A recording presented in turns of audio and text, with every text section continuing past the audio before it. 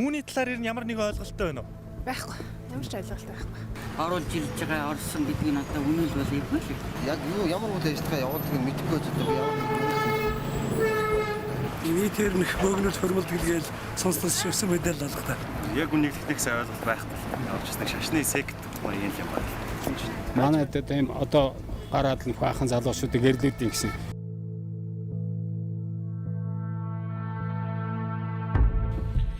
Монгол хүний шашин шүтэх, эс шүтэх эрх Монгол улсын үндсэн хуулиар нээлттэй. Энэ эрх чөлөөний онгорхой том орон зайгаар гадны шашны элдв хориотой урсгалууд нэвтэрч өөрсдийн номлолоо монголчуудад тулган хүлээлгэж, манайхан ч сургаал номыг нь нохой мэд дуулууртай мөрдөж, хориотой үйл ажиллагааг нь цэцгэлүүлэн хөгжүүлж байдаг тухай мэдээлэл хэвлийн хуудаснаа олон гаргуулж, ийм гаж үзэгдлүүд гадны улс оронд толгой хоргодох орон зайгүй болсон байдаг бол харин таатай хөгжих хөрс суурь нь манайд бэлэн байдаг бололтой. Тэдний нэг болох мүүний тухай элдв сэтгэл сэртхийлгэн мэдээллүүдийг өнгөрсөн сар орчмын хугацаанд эргэн цэрэн долгор өөрийн цахим хуудаснаа бичиж, тагнуулын ерөнхий газар, авилгатай тэмцэх газар, цагдаагийн ерөнхий газарт албан ёсоор хандлаа.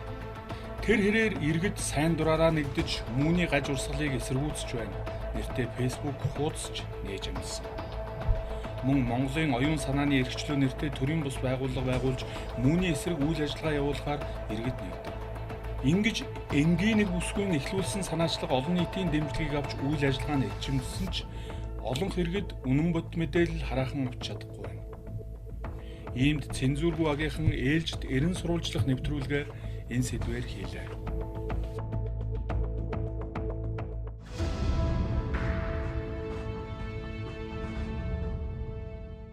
Сүүлийн 2 сарын турш Монголын нийгэмд маргаан үүсгэж байгаа сэдэв бол мүүний шашин, мүүний гаж урсгалын тухай юм. Олон нийтийн сошиал ертөнц болон хэвлэл мэдээллийн анхаарлыг татаж нийгмийн бүх давхаргт маргаан мэтгэлцэн өрнүүлж чадсан энэ сэдвийн араас цензургүй сурвалжлага баг 90 сурвалжилсаар 30 хоногийн дараа та бүхэнд энэ нэвтрүүлгийг өргөн барихад бэлэн боллоо. Энэ сэдвийг анхлан хүндсэн хүн бол Цэнхэр Цэрэн хэмээн сошиал ертөнцид алдаршсан зураач Цэрэн Долгор бүсгүй юм. Тэр нийгэмд шүүлүүлэх үүргээ маш сайн гүйцэтгэсэн гэж бид бодож байна. Харин бид энэ мөрөөр 90 сурвалжилсны хүчинд асар олон баримтуудыг, хууль эрх зүйн актуудыг олж авсан. Мөн маш олон хүмүүстэй уулзсан, маш олон гэрчүүд биднэрт хандсан. Энэ дундаас судалгаа хийсээр бид та бүхэнд 2 нэвтрүүлэг өнөөдөр хүрэхэд бэлэн болоод байна. Мүүний шашин үнэхээр Монголд хэрэггүй юу? Мүүн шашин мөн үү эсвэл зүгээр л нэг гаж урсгал уу? Энэ Монголын хүүхэд залуучуудад хэрхэн нөлөөлж байгаа? Бидний хойч үеийг хүмүүжүүлэхэд энэ гадны одоо шашны урсгал гар бие оролцож байгаа эсхийг манай нэвтрүүлгээс та бүхэн үзэх болно. Бидэнд хандсан олон хүмүүсээс зарим нэг хүмүүсийн аюулгүй байдлыг нь бодож бид нэрийг нууцлалаа, бас дүр төрхийг гаргаж чадахгүй байна. Ажил албан тушаалыг бас нууцлсан. Мөн өөрсдөө нууцлахгүйгээр алс холоос ирж бидэнд мэдээлэл өгöd бутсан хүмүүс ч байгаа. Ингээд нэвтрүүлгээ хүлээн авч үзнэ.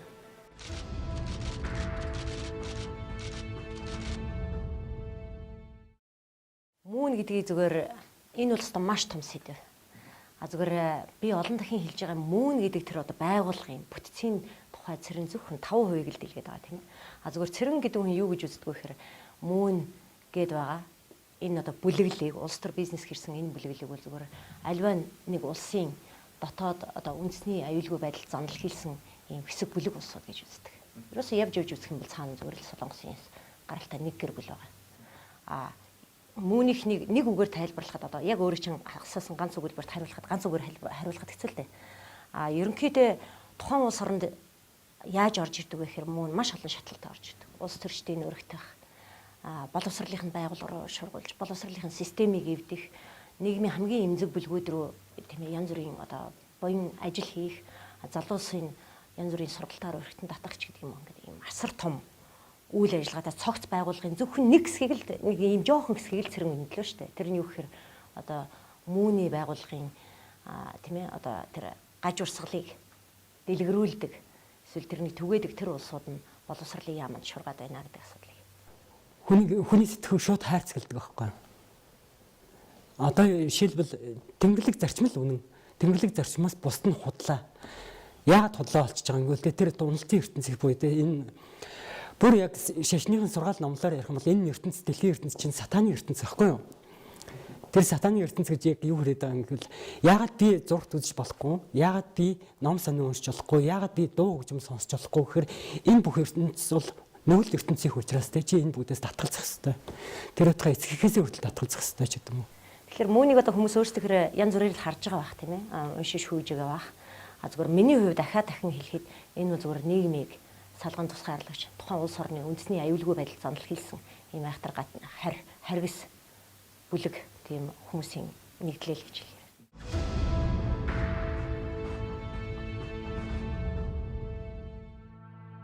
Мүүн бол шашин биш гаж урсгал.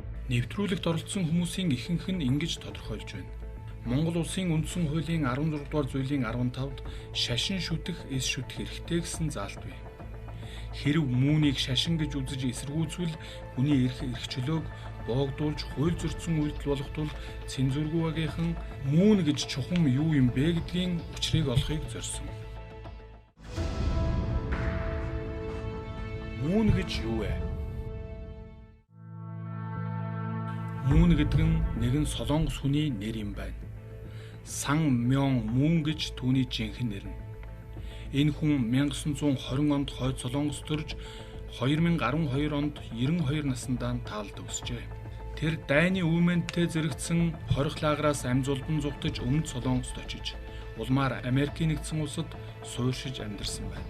Дэлхийн нийтийг инг тайван гэдэг нэрийн дор нэгтгэж өөрийнхөө захиргаанд оруулж өөрийгөө дахин шүтүүлэхийг зорж шинэ номлол бий болгон түүнийг Мүүний шашин гэж нэрлсэн байна. Энэ үйл хэрэгтээ бүх амьдралаа зориулсан нэг юм. 1935 онд Иесус Христ түүнтэй биечлэн уулзаж энэхүү даалгаврыг өгсөн гинэ. Үр удман үлдээж чадаагүй Иесусийн захиасыг тэр үргэлжлүүлэн 14 хүүхдийн эцэг болжээ. Бурхны даалгаврыг биелүүлэх гэж нэгэн насыг зориулахдаа нилээд хэдэн удаа шоронд орж элдв асуудалтай холбогдож байжээ.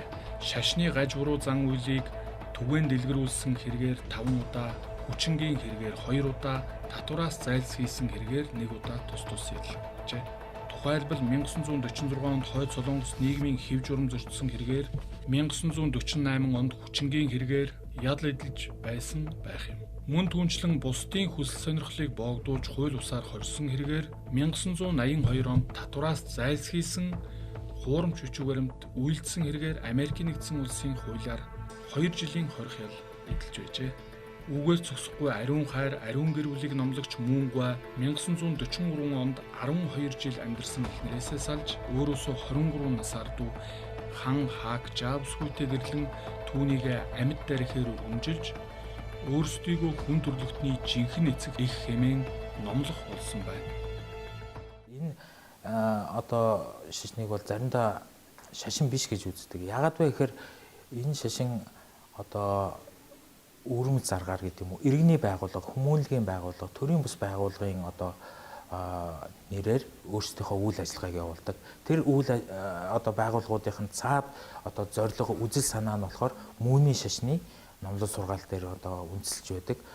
Эднийхийг бол бас яг шашин гэж хэлээд хэцүү байхгүй. Ерөнхийдөө гэр бүлийн үндэстэн намансан сүлжээний бизнес шиг юм байхгүй. Бидэнд мэдээлэл өгөхийг зөвшөөрсөн боловч өөрийнхөө дүр төрх болон нэрээ нууцлахыг хүссэн нэгэн бүсгүй бидэнд хандсан. Тэрбээр Мүүний зүгээс өөрт нь ирж болох аюул занал хийлээс зайлсхийж нэр болон дүр төрхөө нууцсан.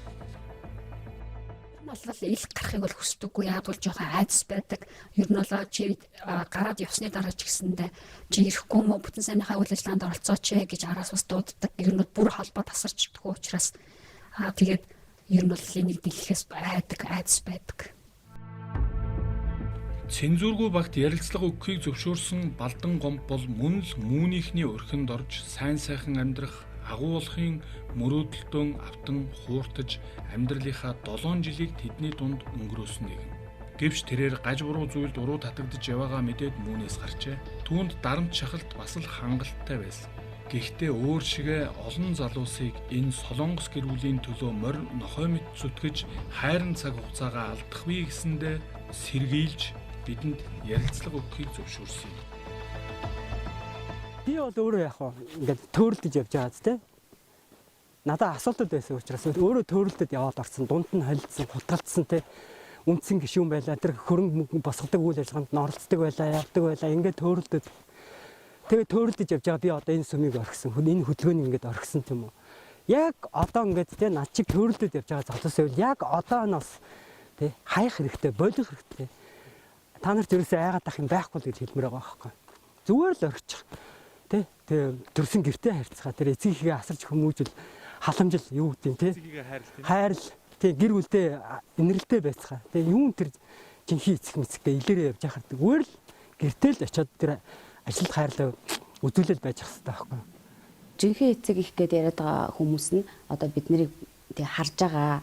Одоо энэ үйл ажиллагааг ингэж явуулж байгаа харж байгаа. Хэрвээ энд идэвхтэй үйл ажиллагаа явуулаад байх юм бол амьдрал одоо тий сайхан болно. Хэрвээ эндээс гарах юм бол тий ойр дотны хүмүүст чинь гэр бүлийн хүмүүст чинь ямар нэгэн муу зүйл тохиолдно. Ойр дотны хүмүүс чинь төхөл хагцал тохиолдох ч юм уу тий ямар нэгэн байдлаар муу зүйл тохиолдно гэж одоо ойлгодог учраас хүмүүс эндээс бол гарах хүсэлгүй байдаг. Хэдийгээр тэнд одоо итгэл хитрхи гүнзгий итгэл үнэмшилтэй хүмүүс ялангуяа гарахаас бол имээдэг. Ягаад гэвэл итгэл үнэмшил нь бүр гүнзгийрсэн учраас дөнгөж одоо төрийн бас байгууллагын үйл ажиллагаанд нь оролцож явж байгаад гарсан хүмүүс бол харьцангуй амар байдлаар гардаг. Нөгөө талаар мөн одоо бас тэндээс гарсан хүмүүсийг ийм сэтгэл зүйн одоо дарамт сүрдүүлгэнд одоо байлгадаг гэж хэлж болохоор. Ер нь мөн бол Монгол хаах хэрэгтэй. Ямар үндслээр хаах? Нэгдүгээр хүнийг сэтгэлгээг хайрцаглаж штэ тэ. Хүнийг сэтгэлгээг хайрцаглана гэдэг чинь хүнийг манкурт болгож байгаа гэсэн үг байхгүй. Тэгээ манкурт болгоно гэдэг чинь манкурт болоор юу ч хийлгэж болно гэсэн үг. Дараагийн 2 дугаар хүндэслэл нь юу гэхээр Монголын соёл яс заншлыг өгөө хийх гэж байна. Тэр юутай холбогдож байгаа юм л дээ. Хүн эцэгхийг бид нар чинь эцэгхийгээ шүтэж амьдэрдэг үстэй. Ээжигээ бурхан мэд шүтэж амьдэрдэг үстэй тий.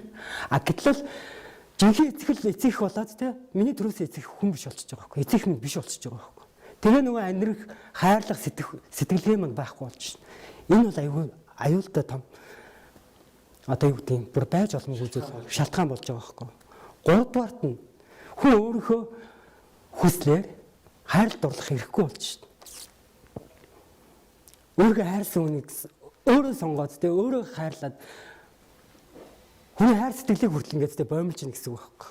Өөрийн хүслээр гэрэлж болохгүй байна гэдэг чинь юу гэсэн үг вэ? Тэ бүр байж боломгүй хүний тархитлаганд ямар ч хүнийг сонссон гэхдээ нэг юм бодох байх гэж би бодоод байна. Дөрөв хүнсэл нь болохоор шүү дээ. Хүний бүр заяамал бүх эрхүүдээс татгалзах тэр нөхцөлийг үүсгэж байгаа байхгүй. Одоо жишээлбэл тэ ертөнцөөс тасарч ийн гэдэг маань юу гэж хэлээд байгаа юм бэ? Би дуу сонсох хэрэг байхгүй. Мэдээлэл авах хэрэг байхгүй. Тэр авж байгаа мэдээлэл чинь бүх юм тэгээ энэ сатааны ертөнцийн хүчраас чи эндээс татгалзах хэрэгтэй. Тэнгүүд надад нөгөө нэг тэр хайрцаглагдана гэдэг сэтгэлгээ маань эргээд энтэй холбоотой байгаа байхгүй. Би ямар нэгэн байдлаар уран зохиол уншиж болохгүй байх нь.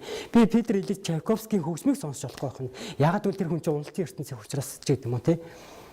Тэгээд яах нь зөвхөн тэр жинхэнэ эцэгтэл үнэлсэн тэр сургаал үнэн бус нь бол ерөөсөө юу ч биш гингүүт миний яасан нөгөө нэг төрхөөс зайсан заямл эрхүүдээ бүгдийг хаан боомлж байгаа байхгүй. Тэгээд ер нь зүгээр хүнийг амьдраа нь оршуулна гэдэг чинь ер нь юу гэсэн үг юм? Байж болох уу юм? Хизээч байж боломгүй асуудал байхгүй. Болохгүй юм. Тийм учраас энэ эв нэгдлийн хөдөлгөөн ч гэдэг юм уу те энэ эв нэгдлийн хөдөлгөөнтэй холбоотой тэр эвний нэгэн байгууллага ч гэдэг юм уу те дөрөв хувилгаад те ямар нэгэн байдлаар нийгмийн сайн сайхны төлөө гэж үйл ажиллагаа явуулаад байгаа тэр бүх байгууллагууд бүгдийг Монголоос гаргах хэрэгтэй. Тэгээд дээр нь бүр нэг зүйл хэлчихье те би өөрөө энэ сүмд одоо юу гэдэг яг эв нэгдлийн сүмд өөрөө 7 жил байсан үний хувьд бол энэ бүгдийг би баталгаатай хэлж чадна. Улс орнууд мүүнийг хоригдж байна. Учир нь улс үндэсний аюулгүй байдалд сөргөнөлөөтэй гэдэг дүгнэлтийг хийсэн дараах баримтаар нотлогдно.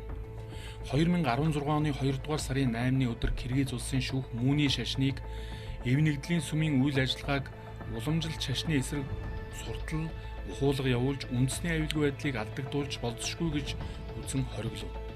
Оросын холбооны улсын шашны удирдлагууд мүүнийг хүчтэй шүүмжилж тус улсын Дуумаас тусгай хяналтын байгууллагад үүрэг өгч Оросын холбооны улсын нутаг дэвсгэрээс хөөн гаргах шийдвэр гаргав. Сингапур улс иргэдийнхээ шашин шүтэх эрхийг хязгаарлалтгүйч мүүний шашныг дэлгэрүүлэн үйл ажиллагаа явуулахыг хориглов. Германы дотоод хэргийн яам шашны гаж урсгалын зохион байгуулалттай үйл ажиллагааны улмаас хувь хүн нийгэмд аюул учирч болзошгүй залуу хүмүүсийн амьдрах хэв маяг уг үндсээрээ алдагдж байна гэж үзэн 1995 онд мүүнийг үндэслэгч Сан Мён мүүнийг эхнэрийнх нь хамтаар өөрийн орны хил нэвтрэх эрхийг хаасан. Энэ шийдвэрт Шингээний 14 улс ч тухайн үед нэгдэж байсан.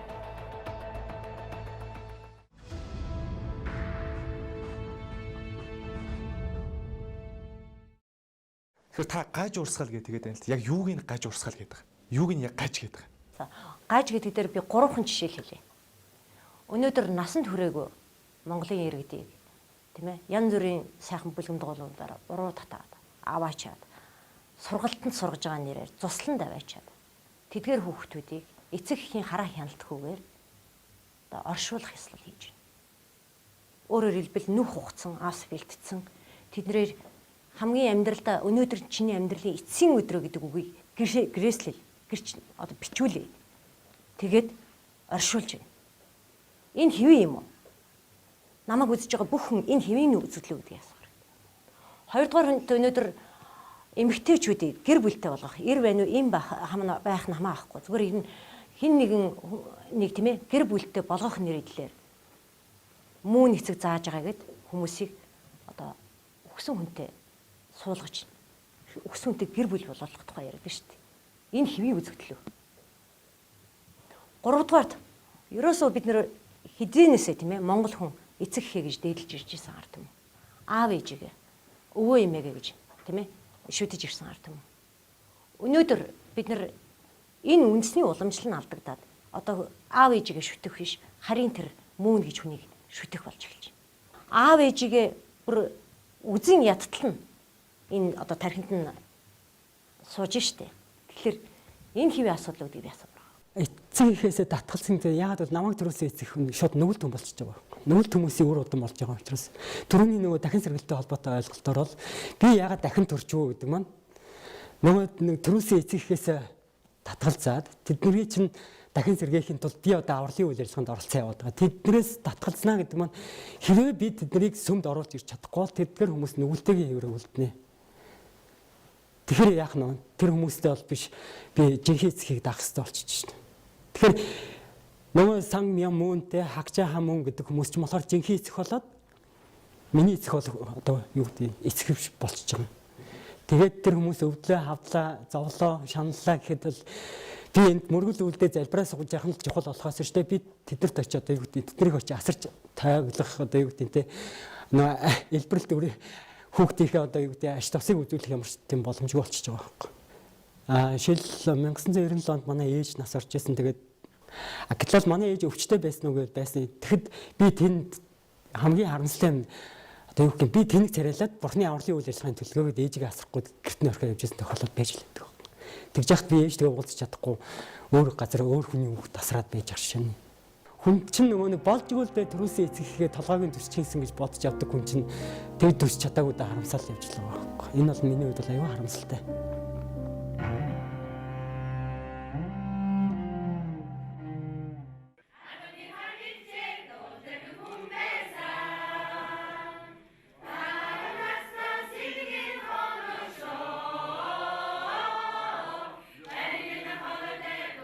Энэ дууг монголчууд хамгийн хайртай эрхэм дээд аавдаа зориулж дуулдагсан.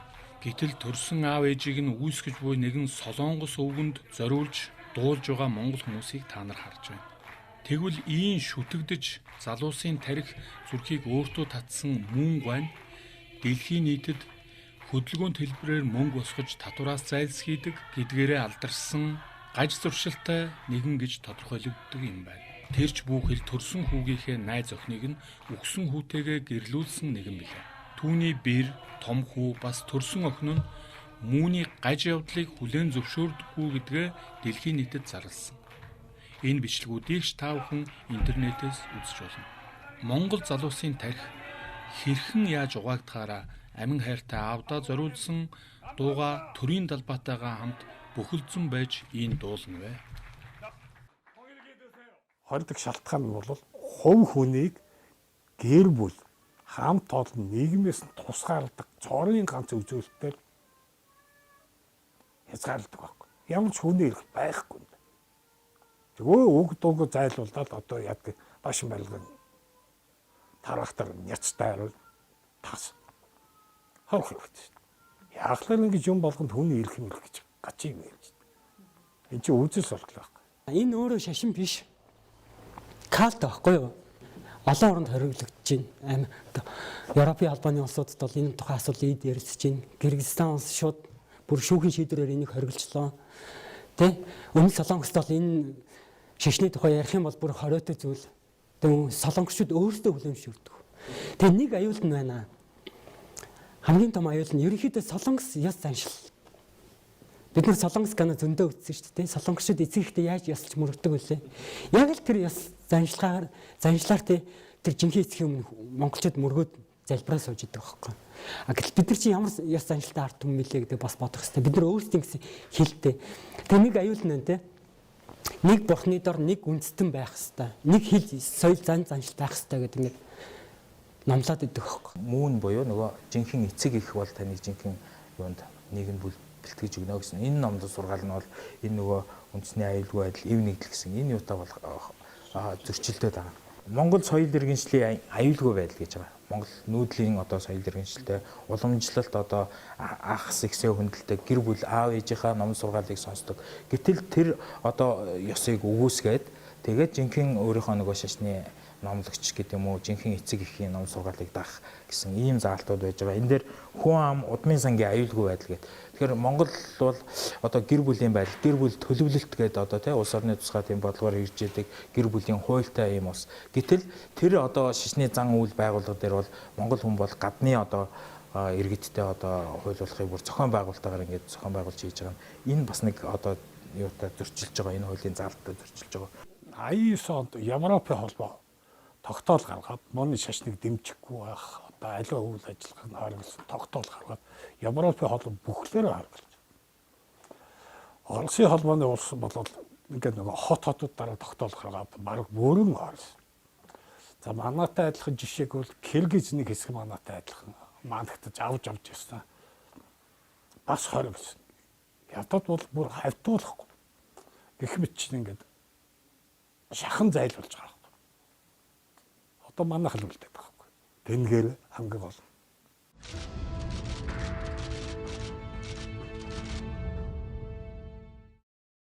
Тэгэхээр хин нэгэн хүндэтгэл ёстой. Тэр нь одоо санаандгүй цэрэн байна уу, одоо өөрөө байна уу, тийм ээ саран байна уу, энэ бол нэг чухал биш. Энэ асуудлын хөндөд байгаа тэр асуудлыг л харах хэрэгтэй. Магадгүй насан баяр байх нэг чухал биш. Насан баярын оронд хин ч үеж болно. Зөвхөн өнөөдөр насан баяр гэдэг хүндэлтийн сууж байгаа учраас би насан баяр гэж хэлж байна, тийм үү? Бас нэг нэр заах хэрэгтэй биз дээ чинь. Яхахгүй би тэр хүний л тухай ярьж штэ. Гэхдээ би тэр хүний хувь үнийг би танихгүй. Би зөвхөн боловсролд оруулж байгаа тэрний тэр гажиг одоо миний хар бол гажиг тэр одоо үйлдэлүүдийг л зогсоомор. Анх цахим ертөнцөөр Мүүний эсрэг дуулианыг эхлүүлсэн цэрэн долгор үсгүй Мүүний гар хөл болсон насан баяр гэгч эмэгтэйг боловсрол соёл шинжлэх ухааны яамд стратеги бодлого төлөвлөлтийн газрын дараагаар ажиллаж байгаа нь буруу гэсэн мэдэгдэл хийж түүнийг авилгатай тэмцэх газар, тагнуулын ерөнхий газар, цагдаагийн ерөнхий газарт хандаж шалгуулахыг хүссэн. Та насан баяр гэдэг хүнийг яагаад онцлоод байгаа юм бэ? Насан баяр гэдэг хүн одоо Монгол улсад мүүн орж ирснээс хойш 20 гаруй жил өнгөрцөн байна л да. Тэгээд тэдний анхдагч одоо 3 үе байгаа юм. Анхдагч үе, дунд үе, одоо сүүлийн шин залуу үе гэдэг. Тэгэхээр насан баяр бол хамгийн анхны мүүнч одоо анхдагчдын нэг. Тэгээд дээрээс нь адислал авч гэр бүл болсон. Тэрний юу гэсэн үг вэ гэхээр мүүн эцгийн цаанаас нь та ир суугаад холбож гисэн хүн. Энэ утгаараа юу гэсэн үг вэ гэхээр мань хүн бол одоо ерөөсө 100% мүүний сургаалыг дагагч хүн байхгүй. Тэгэхээр өнөөдөр ийм гаж урсгалыг дагдаг ийм хүн тийм ээ Монголын боловсролын яамд байх ёсгүй. Аливаа улс оронд ингэж үйл ажиллагаа явуулж эхлэхдээ одоо эцсийн зорилго нь бол улс төрд орох тий улс төрийн шийдвэр гаргах төвшөнд орж ажиллах ингэснээрээ тухайн улс үндэстнийг аварна гэж ярьдаг. Энэ одоо ингээ эргээ бодоод үзэхэд энэ одоо тий зорилго нь бол биелээд явж байгаа юм байна гэж бол би дүгнэж байна. Одоо насан баяр гэдэг хүн мөнтэй холбоотой гэдгийг танд нотолж чадах уу? Хэдэн мянган зураг байна. Хэрв цэрэн гэдгийг та нар хийн бэ гэдвэл та нар миний үйлдэлийг харна шүү дээ. Яг тэрэн шиг би тэрүүний үйлдэлийг л харж шүү дээ. Нотлох зөндөө олон баримттай. Дээрээс нь хамгийн гол нь 90 онд бишээ 2000 хонд гэрчлэл аваад нөхтөгөө суусан гэдэг баримт чинь интернетээр байна. Та нар өөрсдөө ухах хэрэгтэй байхгүй интернетээр байна. Энийг цэрэн нэг зохиогоод яриад байгаа юм биш байхгүй. Болоогүй тэр дээр нь цаана чинь маш олон энд мүүний ийм нэг том нэг инх тайван гэсэн нэг ийм том малгай байна да янз нь тийм ээ. Тэрний доор байгаа тэр одоо олон одоо дэлхийн инх тайвны төлөөх байгууллагын одоо энэ олон бүх байгууллагуудын шаталсан маягаар ингээд мань хүн одоо удирдах явсан. Тэгэхээр чин зэрэг юу гэсэн үг гэхээр шууд энэ байгууллагуудад холбоотой гэсэн. Тэгвэл боловсрол соёлын шинжилх ухааны яамны стратеги бодлого төлөвлөлтийн газрын дарга Насанбаяр харин өөрөө юу ярив? Өөрийг чинь одоо мүүний урсгалыг шүтдэг. Энд бол одоо яг одоо жинхэнэ шалгарсан мүүнист гэдэг юм мэдээлэл одоо шүү дээ. Энэ үнэн үү? Худлаа гэдгийг та юугаар нотлох юм? Шашин гэдэг зүйл бол хамгийн гол би ямар шашинтай байвал бодтой шашинтай. За тэр самын мөн гэдэг хүний бичсэн одоо тийм сургаал, онол гэдэг зүйлийг судалсан уу? Би судалсан. Күнзийг судалсан. Библийг бол би бүх талаас нь уншиж судалж ирсэн. Дээр нь үхэр буддын сургаалын бол бүх буддын сургаалын бүх зүйлүүдийг би бүрсэн судлаад үзэхэд бол тэр бүх зүйл дотор өөр өөрийн давуу талч гэж байна. Ижил зүйлүүд часан. Хатагтай Насанбаяр өөрийгөө мүүнист бишээ гэж үгүйсгэж байгаа боловч түүнийг гэрчлэх хүмүүсийн яриаг манай цензургүй багийнхан авч чадсан юм. Насанбаяр гэдэг хүнтэй бол би яг энэ дэлхийн их тайвны төлөв залуучуудын холбооны үйл ажиллагаанд одоо анханасаа орсон цагаасаа эхлээд ер нь хамт ажиллаж байсан. 2002 он хүртэл хамтарч ажиллаад за мөн тэр одоо төв гэж нэрлэдэг. Тэгээ төв дээр бол нэг дор нэг хэсэгтээ бол хамт амьдарч байсан. Би бол энэ хүнийг бол сайн танина. За тэгээд энэ Насанбаяр гэдэг хүн бол одоо ажиллалд орж байгаа хүмүүсийн ажлын үйл ажиллагааг бол яг Эрдэнэтэд бол яг зохион байгуулж одоо биечлэн зохион байгуулж исэн хүн байгаа. Тэгээд одоо олон мянган эмэгтэйчүүд ялангуяа Эрдэнэ дотоос бол миний мэдхийн нэлээд олон эмэгтэйчүүд бол Солонгос хүнтэй гэр бүл болж Солонгос улс руу одоо явсан байгаа. Насанбаяр дээр сүмд бол идэвхтэй гişүүд байсан. Бүхэл үйл ажиллагаанд нь оролцоод явдаг л байсан. Тэгээд дээрээс нь 2000 онд бид нар хамтдаа Москва руу явжсэн. Яагаад тэр Москва руу очих болсон шалтгаан нь ерөөсөө Хёнжиним гэдэг хүн Москвад ажил хийгээд эндээс Монгол гişүүд 20 хүн бүгдээ хамтдаа л явжсэн. Маш идэвхтэй гişүүд. Худлаагийн бол одоо юм зураг байж л байна. Энд дээр Насанбаяр өөрөө байж л байгаа. Боловсрол соёлын шинжилх ухааны яамны стратеги бодлого төлөвлөлтийн газрын дарга Насанбаяр гэж хүн байдаг. Энэ хүмүүнтэй холбоотой юу? Энэ хүмүүнтэй холбоотой. Хүний хөдөлгөөнтэй холбоотой. Энийг бол одоо биеинд ажиллаж байгааг хувьд ч гэсэн бас хэлэх хэрэгтэй. Гэхдээ энэ хүн одоо ягаад үүнтэй холбоогүй байгаад байгаа вэ гэдгийг өөрөө тайлбарлах хэрэгтэй байхгүй юу?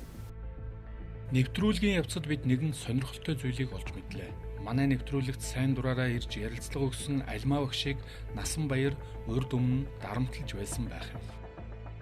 Таныг нэг эмэгтэйг дарамтлсан гэж манайдаас ярьцлага өгсөн. 2006 онд тэр хүн мүүний талаар явж байгаад болсон юм байна. Нэг жил хэртээ тэр одоо мүүний сургаал давтаж бас нэлээ явсан юм байна. Тэгээд сүлдээ болсон юм байна. Тэгэн гоо та уцтаж дарамтлсан байна. Би тэг шилжсэнээс авахгүй юм л да. Тийм юм хийхгүй нэгдүгээр. Би тийм хийсэн бол тийм үгээр би шууд хэлнэ.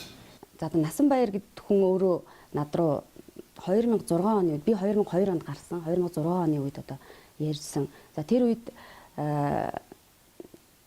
одоо тэр сүмийн үйл ажиллагаанд оролцож болохгүй, тэр төрийн бас байгууллагын үйл ажиллагаанд оролцож болохгүй гэд хүмүүст хэлснийг сонсоод над руу өөрөө утсаар яриад чи яагаад хүмүүс ихтэй одоо манай төв рүү явахт нь саад хийгээд байгаа юм бэ? Хэрвээ ингээд те өөрөө гарах мөрөөрөө гарахгүй ийм байдалтай хүмүүсийг ингээд явуулахгүй байх юм бол чиний эргэн тойрон чи ямар нэгэн муу зүйл тохиолдно шүү гэд ингэж одоо намайг сүрдүүлжсэн гэж одоо хэлэхэд болно. Оросын холбооны улсын нэрт эрдэмтэн, сурган хүмүүжүүлэгч, боловсролын яамны орлогч сайд асан Александр Асмалов нэгэн үе мүүний урсгалын гол төлөөлөгчдийн нэг байсан төвхтэй. Тэрээр үүнээсээ болж ажил албан тушаалаасаа огцроо зогсоогүй хожим нь мүүний урсгалаас татгалзаж энэ талаараа би мүүний хөдөлгөөнийг сайн мэднэ. Тэр дундаа сургуулийн орчинд хэрхэн нэвтэрч хүүхдийн оюун санаанд яаж нөлөөлөхийг оролддог талаарч сайн мэднэ. Энэ хөдөлгөөн бол ерөнхийдөө хүний ухамсарт нөлөөлөх арга зал юм. Ялангуяа хүүхдийн ухамсарт нөлөөлөхийг оролддог энэ хүүхдийн бие хүн болох хөгжилд ноцтой аюул учруулдаг гэж ярьсан байна. Харин манай улсын боловсрол соёлын шинжилгээ ухааны сайд мүүний талаар юу ярихыг сонсъё. Насан баяр гэдэг хүнийг яагаад ажлаас нь халахгүй байгаа юм бэ? Яагаад өөрчлөхгүй байгаа юм бэ гэдэг одоо юу гэх юм? Саналууд их явж байна. Насан баяр гэдэг хүн үнэхээр одоо мүүний шашны номлогч байсан. Олон гэр бүлүүдийг хооронд нь зуучид суулгасан гэдэг тухайгаар ярьсан ярилцлага интернет яваад байна сайд. Тэгэхээр тийм хүн боловсролын яамд одоо ингээ газрын дарга ашиж болох уу? Эсвэл болдгоо юм уу? Ер нь бол төрийн албанд ордог төрийн албаны анкетын дотор нэгдүгээр шашин гэдэг юм аалга. Чи ямар шүтлэгтэй юм бэ? Чи лал бол авахгүй чамаа Крист бол авахгүй гэж хэлэхгүй шүү дээ. За мөн нь одоо Кристийн урсгал юм да. Энэ харж байгаа. Тэгэхээр бол нэгдүгээр тэр хүн төрийн албанд ажиллах эрх байна уу гэдэг бол үндсэн хуулийн тайлбараараа явах хэрэгтэй. Ганц төмөр гэдэг сайдын хувьд боловсролын салбарт хийсэн шинжилгээг энтэй холбож унахмааргүй. Нэгөр хэлбэл мүүн гэдэг тал одоо ингээ Монгол 1 сая юм болохоор одоо гадаадын тагнуулууд гэдэг юм уу хин гэдэг юм мураахтай их сайн аргыг нь болдог. За энэ одоо би хэллээ шүү дээ. 1000 гаруй хүн оролцоод хийсэн ажлыг нэг хүн дээр авчиж наагаад чам тийм нэг хүн танаад ажиллаад байна. Тийм учраас наадах чинь болохгүй гэж ингэж одоо нэгүр хэлбэл Монголын урагшаа алхаж байгаа зүйлийг хойшоо чангаадаг нэг юм үйлчлээд байна л. Нэг хоёр дахь нь яг төрийн албаны хуулиараа л явах хэрэгтэй. Төрийн одоо мэрэгсэн албан хаагч яаж чөлөөлдгийг тэрний дагуу л явах хэрэгтэй. Жишээлбэл бидний надад одоо яг гар дээр наад хүнээ шалгаач гэсэн хүсэлт алга. Одоо сайдынхаа хувьд тийм ээ. Одоо өөрөө хэлж гин Твиттерт хүмүүс хэлж гин тийм ээ. Фэйсбүүкээр хүмүүс хэлж гин. Би харж байгаа. Зарим нь сайн санаанаасаа шилж гин. Төмрөөж наадхаасаа салахгүй чиний шинжилэл байхгүй боллоо шүү. Мурлаа шүү. Тийм ээ. Ингээд одоо ингэ фэйсбүүк дотор бол тийм зөвлөгөө надад зөндөө байна. Тэгэхээр та юу гэж бодож байна? Тэгэхээр бол би нэг төрийн албаныхаа хуулиараа л явуулах ёстой гэж бодож байна. Хууль зөрчих хэрэгтэй. Тийм хүний эрхийн комиссд энэ хүн хандах хэрэгтэй. Би бол насан баяр тийм зөвлөгөө өгч байна. Чи үнэхээр тэр мөнтэй холбоотой асуудал энэ боловсролын салбарт шулгуулсан байгуул одоо яваараа гэж хэлсэн. Хашир бол надад ямар цаас үзүүлсэн бэ гэхлээр энэ асуудал жилийн өмнө тавигдаад би шүүхээр явсан юм аа. Миний хийж байгаа ажлыг мөнтэй холбож бүтгсэн. Миний хийж боловсролын салбарт хийж байгаа ажил шүү дээ. Ширийн оролцоо гэдэг байх юм. Энэ ажил дотор тийм зүйл байхгүй гэж шүүх шийдвэрээ гаргацсан. Шүүх шийдвэр гаргаад тэрийг тавьсан одоо факт CGM-ч гэдэг юм уу энэ сайтууд бол одоо энэ насан баярыг бүтгсэн байна. Бүтгэлжээ. Тийм учраас бид нэр залруулъя гэдэг. Энэ залруулга хэдэн өдөр ч юм боллоо гэсэн зөвхөмжүүд шийдвэр ингэж ажилласан. Тэгэхээр өнөөгийн боловсролын тогтолцоо энэ боловсролын яамыг салбар яамыг удирдах авч явж байгаа хүмүүс нэг л буруу ажиллаад байна гэсэн ойлголтыг би хувьдаа авчлаа л да. Үгүй буруу ажиллаад биш. Эдгээр чинь ажиллаа мэдэхгүй байна. Та нар нэг юм бүгдээр бид нар монголчууд мэдэн штэ. Ер нь төрийн бодлого боловсролын салбарт хэрэгжих ёстой болохоос биш. Улс төрийн шоу явагдаж болохгүй. Энэ улс төрийн бодлогыг улс төрийн шоугаар сольж байна. Энэ бол гэмт хэрэг. Монгол дахь мүүн ажиллагаа.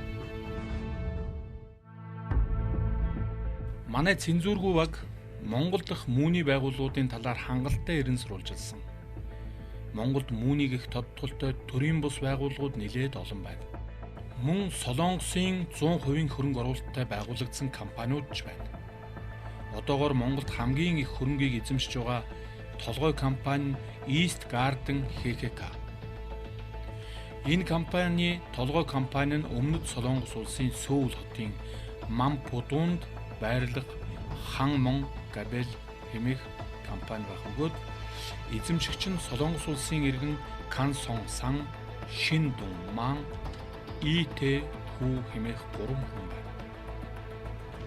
Тэдний удирдлагаар Монгол компаниуд нь үйл ажиллагаагаа явуулдаг. Тухайлбал мөнгөн бүрэн банк ус санхүүгийн байгууллага, 100-аас эмнэлэг, Сансари HKK, Энх ордон HKK, Casa Villa Garden ХХК эдгээр өөрсдийгөө шалгадаг Accurate Audit хэмээх аудитын компанитай. Хамгийн сонирхолтой нь эдгээр компаниуд эзэмшигчээ байнга сольдог. Солихдоо эхлээд худалдан авах гэрээ байгуулж араас нь нууц хадгалах гэрээ хийдэг байна. Харин эцэст нь бэлгэллийн гэрээгээ натриотод бүртгүүлдэг аж. Бэлгэллийн гэрээгээр халахвчлан татвараас зугтдаг байх магадaltaй юм. Бас нэг сонирхолтой зүйл анхаарал татлаа. Эдгээр компаниудын захирлууд болон төрийн бус байгууллагуудын удирдах зөвлөлийн дарга гишүүдэд хэдхэн хүний нэр байнга явж байгаа нь анхаарал татав. Тухайлбал Гончиг сүрэнгийн Гамбат, Баавгай Насанбаяр, Баатар чулууны Инхтвя, Гүнсмаагийн Гэрэлмаа, Баяр сайхны Бурмаа, Сүхбаатарын Цэрмаа, Сүхбаатарын Долгормаа, Солонгос улсын иргэн Жан Ян Сик, агуу үндэстэн сонины эрхлэгт Цэндмаагийн нөхөр Төвшин Заяа, Насан баярын нөхөр Шагдар сүрэнгийн мөнх болд нарын нэрээр бүх төрийн бус байгууллагууд болон компаниуд нь байршиж байна. Тэд хоорондоо л нэр усаа байнга шахамж шилжүүлж ижил төстэй компаниуд байгуулдаг. Улс даяар анхаарал татаад байгаа боловсролын яамны стратеги бодлого төлөвлөлтийн газрын дарга Баавгай Насан баярын нэрээр байгуулсан хэд хэдэн төрийн бус байгууллага нэг компани бий. Одоо энэ хатагтай өөрийгөө мөнтэй холбоогүй гэж зүтгэх шаардлагатай улс. Учир нь дараах баримтуудыг хэрхэн няцаахыг харцгаая. Харин Насан баяр дарга Монголын ихтэй сургуулиудын болон бага дунд боловсролын салбарт ямар гай тарьж байгааг дараах багш мэрэгчлэнүүд ярьцгааж байна. Өнөөдөр хүүхдэд ямар ёс суртахуун олгох гэж байгаа юм бэ гэдгийг бид нар мэдэхгүй байна. Тийм ээ. Зүгээр энэ нэрээр янз бүрийн юмыг одоо сургуульд бий болгож байна л да. Жишээлбэл та нар мэдж байгаа одоо энэ засгийн газар Зөв Монгол хөгт гэдэг одоо тийм төслөөр хэрэгжүүлж байгаа. Одоо энэ төслийн талаар бид нар бол боловсролын яамныхантай одоо тэр мэддэг чаддаг хүмүүстэй ярилцаж энэ Зөв Монгол хөгт гэж яг юу хэлээд байгаа юм бэ гэхээр энийг хэлдэг ярьдаг хүн байхгүй. Тэгсэн мөртлөө маш их мөнгө зарцуулагддаг юу хийдгийг ирсэн мэдгүй. А зүгээр энэ Зөв Монгол гэдэг хөтөлбөр бол өнөөдөр яаж явж байгааг нь биднэрт маш ойлгомжгүй. Ийм ойлгомжгүй юм явуулах хэрэггүй гэж боддог. Тийм. Хэрвээ тийм юм хэрэгтэй байгаа бол одоо тийм юм чухал гэж байгаа бол бүгдээрээ тэрийг мэдэх, тэрийг ойлгох хэрэгтэй шүү дээ. Энэ ган төмөр гэдэг хүн юу хийчгээд өнөөдөр гайхуулаад байгаа юм бэ? Зөв Монгол хөтөлбөр гэж юу юм? Авиас гэж хөтөлбөр юу юм? Ном гэж хөтөлбөр юу юм? Бүгдийг ярмаар байна. Цөм хөтөлбөрийг ярмаар байна. Бид нэр одоо цөм хөтөлбөрийг судлаад одоо дуусчихъя.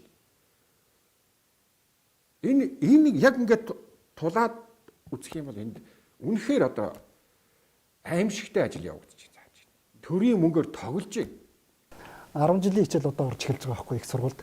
10 жилийн хичээл гэдэг чинь өөрөө хуулиараа энэ чинь үнэгүй боловсрал байхгүй. Ерөнхий боловсрал гэдэг чинь үнэгүй боловсрал. Гэтэл мөнгө төлөөд боловсрал эзэмсэх гэж байгаа оюутнууд яаж яах вэ? Үнэгүй боловсралыг үнэтэй авч эхэлж байгаа байхгүй. Тэгээд бид нар энийг хэлээд одоо сургуулийн удирдууд хэлж байгаа л бидний одоо сургуультынхаа унчлаа. Дээд боловсрол нэг академик сургалт ч унаад 10 жилийн одоо энэ ерөнхий боловсролын сургалтын төвшөнд одоо сурвалжлага өрөөд ирлээ гэхээр хэрвээ тэр оюутнуудад одоо ерөнхий боловсролын хичээл ороод байгаа бол багш нарын чинь буруу шүү дээ. Тэр багшийн чинь буруу шүү дээ. Багш руу буруугаж гэж байгаа юм. Гэхдээ багшууд тэнд академик төвшөнгөж одоо ормоор байгаа байхгүй. Гэтэл нөгөө хүүхдүүд нь өөрөө тэр одоо мэрэгжлийг сонгоогүй тэр хичээл сонирхолгүй шал өөр мэрэгжлийн чиглэлийн улсууд ороод ирэхээр тэр улсуудад шууд академик төвшний хичээл орох ямар ч боломжгүй учраас л одоо тэр өөрсөнд нь оюутныхаа төвшөнд нь тааруулаад 10 жилийн хичээлийг одоо сэргээж орж шít. Гэтэл одоо эн чинь яг нөгөө үнэтэй боловсролыг өнгө болгоод эхэлж байгаа. Алдаатай байна гэдэг танд жишээ байна уу? Нотлох баримт байна уу? Байна.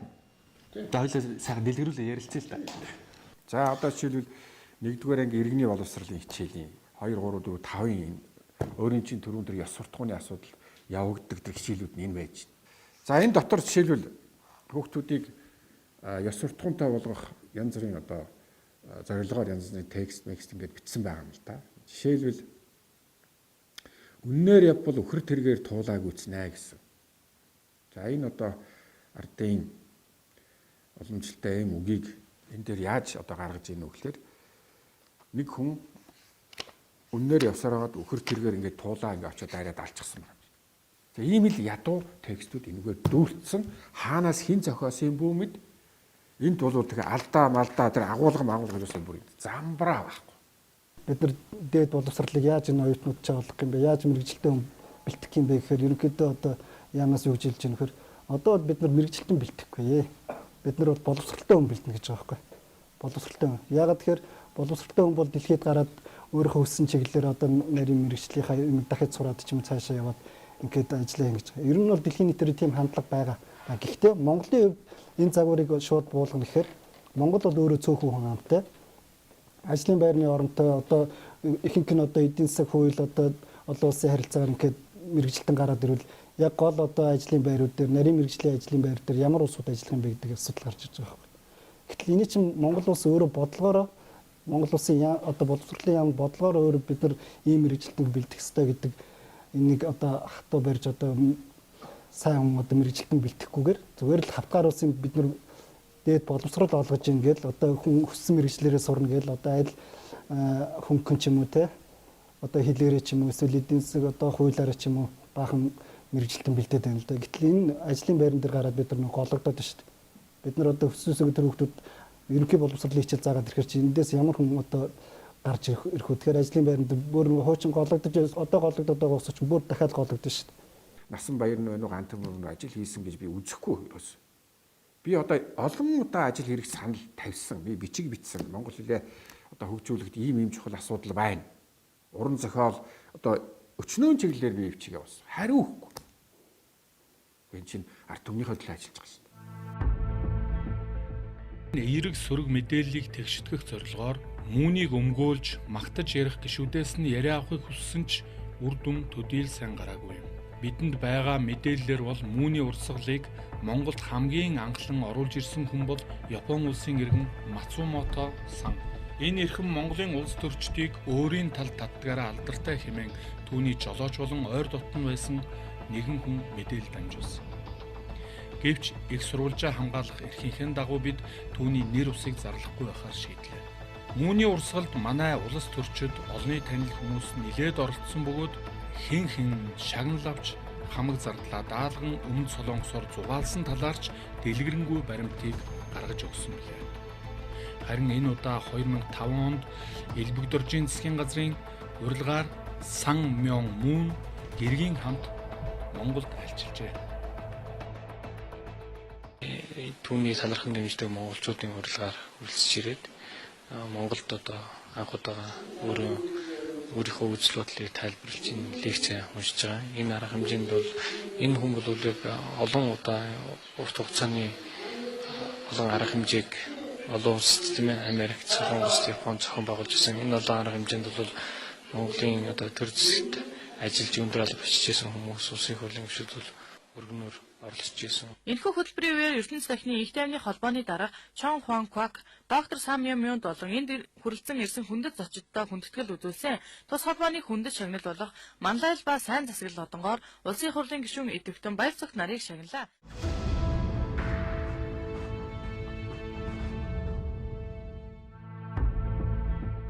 Цензургүй баг сонссон хүний сэтгэл сэртхийлгэм итгэхэд бэрх нэгэн мэдээлэл олж сонслоо. Энэ бол мүүнийхний дахин төрүүлэх нэрээр хүнийг харанхуй шин амьдаар нь оршуулах ёслол. Хүнийг амьдаар нь оршуулна гэхээр миний юу санаад багтахгүй. Юу гэсэн үг вэ? Хүнийг амьдаар нь оршуулна. Тэр чинь чи бодоод үзэлтэй тий амьд хүн байлаа. Тэгээ амьд хүнийг чи одоо ингэж тий дахин сэргийх хэвээр чи дахин төрөх хэвээр гэж хэлэнгүүтээ оршуулах ёслол үлдчихэж байгаа байхгүй. Чи өөр биеэрээ мэдрэг үчсэн толгой чинь бүр ингээд бүр хүлээж авахын аргагүй зүйл. 21 хоногийн сургалтанд сууж байхдаа энэ дахин төрөх ёслол гэдэгт нь оролцож ирсэн. Энэ нь Баянгол цусны нэрэ болдог. Харанхуй шүн дундын үед ийм айц хорхоод нухацсан нүх бэлдсэн байдгийг. Тэгээд тэн дээр нь очиод тэгээд тэр чинь мөргөл зөргөл үлднэ. Тэгээд нэг нэгээр одоо ийм модон авсан биш үү. Тэгээд тухайн хүний биений цагаан даавн тухайд ороод тэгээд тэр одоо модон тэр булшин дотор нь хийгээд хийчээд газарт ингэж оршуулж байгаа гэсэн үг шүү дээ. Тэгээд тэр дээр нь одоо тэр хүнээр нь гэрээслийн бичүүлнэ. Яг чи өөрөө ингээд ерөөсөө өглөө гэж бодох хэрэгтэй. Тэгэхээр чи юу гэрээслэх ёстой, ээж авдаа юу хэлэх ёстой энэ бүгдийг биччихээ чи гэрээслээ бич. одоо чи зөвхөлтэй гэж бодоод гэрээслээ бичгээд бичүүл чинь. Тэгээд тэр гэрээслээ чи хинээр уншуулмаар байна гэдгийг чи одоо тэнд чинь одоо бүтэн семинарын 40 хүүхэд байгаа штэ. Тэндээс сонгож уншуулдаг. Тэгэхээр одоо ингээд цагаан даванд орогдоод тэр авсанд орсныхын дараа толгой дээр чинь чиний дээр сонгосон хүн чиний гэрээслийг уншина. Тэгээд хэдэн минутын дараа буцаагаад гаргаж аваад за одоо чи бол дахин шинээр дөрсөө одоо бол чи ингээд шинэ хөөн гэж хэлтий. Ийм ёслол байдیں۔ Бид энэ баримтын мөрөөр Төв аймгийн Батсүмрийн сангийн аж ахуй руу замд гарлаа. 4 метрийн гүнд ухсан нүхэн дотор тэр авсанд орсныхын дараа толгой дээр чинь чиний дээр сонгосон хүн чиний гэрээслийг уншина. Тэгээ дээрээс нь шороогоор цацаад булаад таглаад ингээд орчдөг. Одоо энэ уур дамд оршуулгын газар байр. Угаасаа бүтцийн бизнес юусаа сүмж биш тэр чинь одоо хүний наймаа хийдэг, одоо дэлхийд дээр айл болохгүй юм хийдэг. Цалингаас 30% сар болгон гамданд одоо өгөөгүй салгаж үзүүлэх юм тест. Ерөөсө бараг л ховчин яг ч манаас өмнө сонгосон юм. Чиний л хувь заяа, чиний л одоо бараг нүгэл. Би одоо энэ ажлыг чинь авъя гэх юм. Дангуудаа орж байгаа юм шүү дээ. Тэгвэл чөлөөтэй. Ариун юм шудраг те сайн сайхан гэр бүлийг байгуул чадна. Та ямар юм байгаа вэ гэхээр мэдээ. Монгол ёс.